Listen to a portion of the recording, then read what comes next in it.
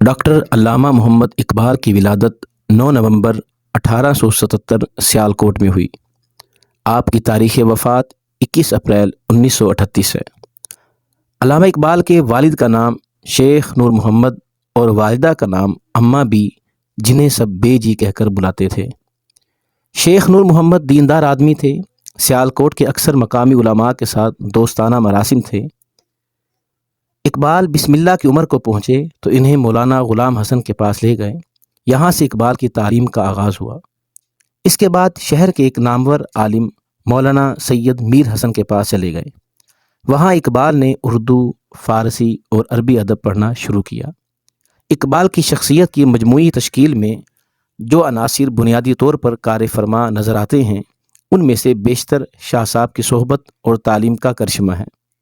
علامہ اقبال 20ویں صدی کے ایک معروف شاعر، مصنف، قانون دان، سیاستدان اور تحریک پاکستان کی اہم ترین شخصیات میں سے ایک تھے۔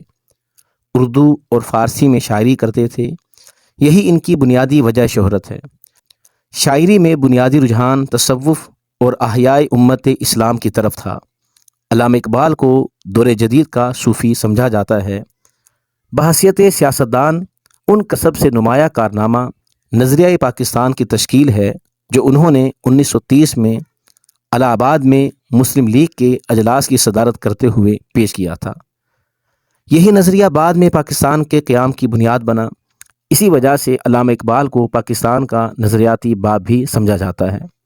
گو کہ انہوں نے اس نئے ملک کے قیام کو اپنی آنکھوں سے نہیں دیکھا، لیکن انہیں پاکستان کے قومی شاعر کی حیثیت حاصل ہے۔ 6 مئی 1893 میں اقبال نے میٹرک کا امتحان پاس کیا اور 1895 میں اقبال نے FA کیا اور مزید تعلیم کے لیے لاہور آ گئے۔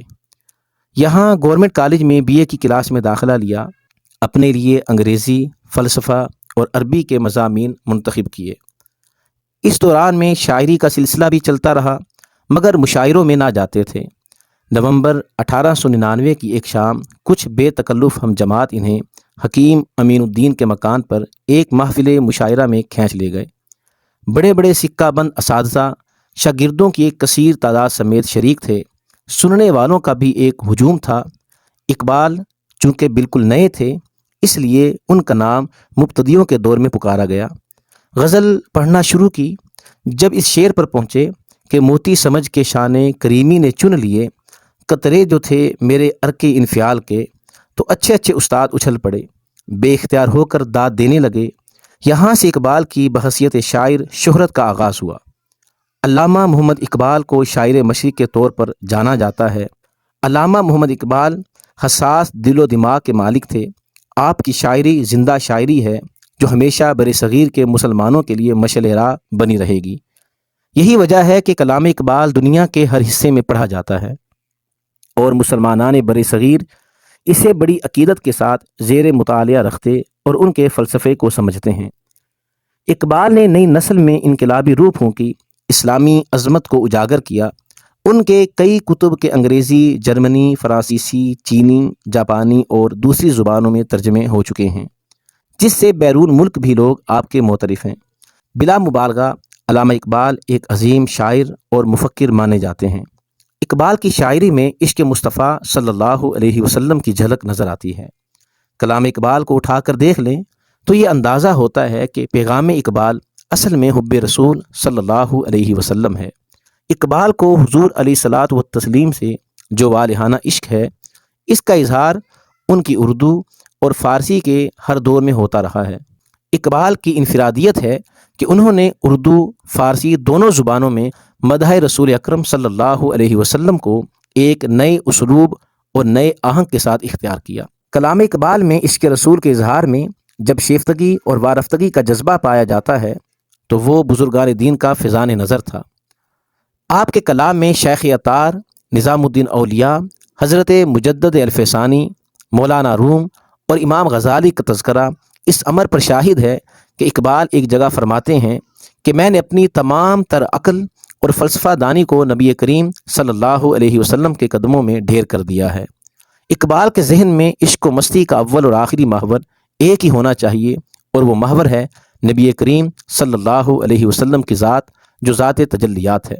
اقبال فرماتے ہیں، نگاہ عشق و مستی میں وہی اول وہی آخر، وہی قرآن وہی فرقان وہی یاسین وہی طٰہٰ۔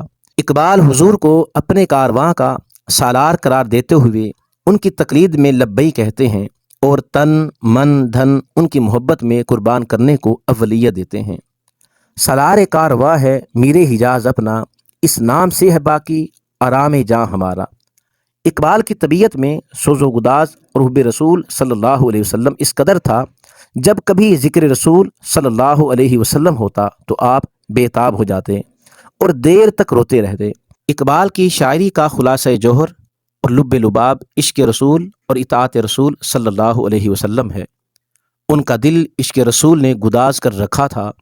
زندگی کے آخری زمانے میں یہ کیفیت اس انتہا کو پہنچ گئی تھی کہ ہچکی بندھ جاتی، آواز بھرا جاتی اور وہ کئی منٹ سکوت اختیار کر لیتے تاکہ اپنے جذبات پر قابو پا سکیں۔ عشق رسول صلی اللہ علیہ وسلم کا اظہار کلام اقبال کا مرکزی موضوع ہے۔ اقبال اپنی شاعری میں نبی آخر الزماں صلی اللہ علیہ وسلم کو متعدد اسماء سے پکارتے ہیں اور ان سے اپنی قلبی محبت اور موانست کا اظہار کرتے ہیں۔ ان اسماء مبارک میں دانائے سبل، ختم رسل، مولائے کل، یاسین، طٰہٰ، رسالت مآب، رسالت پناہ، رسول مختار، رسول پاک، رسول عربی، رسول ہاشمی، سرور عالم، شہنشاہ معظم، میر عرب اور کملی والے جیسے تعظیمی القابات شامل ہیں، جن کی وساطت اقبال بارگاہ رسول صلی اللہ علیہ وسلم میں اس امت کے مسائل پیش کرتے ہیں، جسے امت احمد مرسل اور ملت ختم رسول کا درجہ حاصل ہے۔ اقبال اپنے ملی تصور کو بھی جذبہ عشق رسول صلی اللہ علیہ وسلم سے تقویت دیتے ہیں۔ اقبال کی تمام شاعری کو نچوڑا جائے تو رس یہ نکلتا ہے کہ محمد سے وفات ہونے تو ہم تیرے ہیں، یہ جہاں چیز ہے کیا لوح و قلم تیرے ہیں۔